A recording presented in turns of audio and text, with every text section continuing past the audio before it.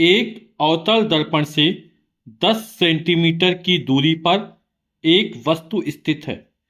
यदि दर्पण से आभासी प्रतिबिंब 20 सेंटीमीटर की दूरी पर बनता हो तब दर्पण की वक्रता त्रिज्या ज्ञात कीजिए। तो जो वक्रता त्रिज्या होती है फोकस दूरी का दुगना होती है, यानी हमें फोकस दूरी ज्ञात करना है और उसमें 2 का गुणा कर देंगे तो वक्रता त्रिज्या निकल आएगी। एक अवतल दर्पण से 10 सेंटीमीटर की दूरी पर वस्तु स्थित है, तो अवतल दर्पण से वस्तु की दूरी और किससे लिखी जाती है? यू से लिखी जाती है। और यू का मान कितना दे रहा है? 10 सेंटीमीटर। और चिन्ह परिपाटी के अनुसार यू का मान हमेशा ऋणात्मक होता है, क्योंकि वस्तु हमेशा दर्पण के बाईं ओर रखी जाती है। दर्पण से आभासी प्रतिबिंब, आभासी प्रतिबिंब क्या होता है? दर्पण के दूसरी तरफ बनता है, दर्पण के पीछे बनता है। तो दर्पण से प्रतिबिंब की दूरी v से लिखी जाती है, और चूंकि प्रतिबिंब दर्पण के पीछे बन रहा है, आभासी बन रहा है, तो इसका मान धनात्मक होगा 20 सेंटीमीटर।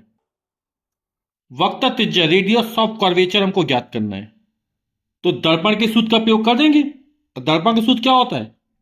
1/f बराबर 1/v प्लस 1/u। मान रख देते हैं।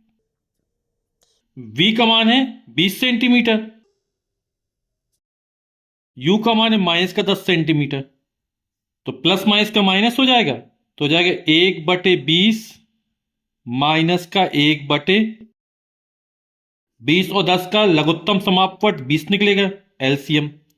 20 का भाग 20 में देंगे, एक बार जाएगा, एक एक अन्ना में 1 हो जाएगा, माइनस 10 का भाग 20 में, 10 दूनी 20, 2 बार गया, 2 एकम 2, 1 में से 2 जाएगा तो बचेगा -1/20 1/f।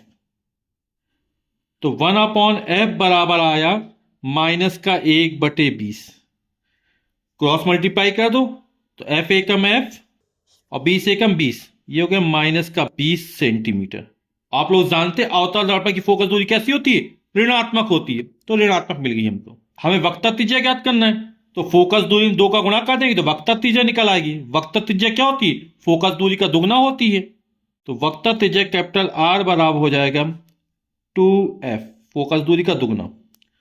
2f का मान है माइनस का 20, तो 20 दूनी 40, माइनस का 40 सेंटीमीटर। तो अवतल दर्पण की वक्रता त्रिज्या कितनी हो जाएगी? 40 सेंटीमीटर हो जाएगी।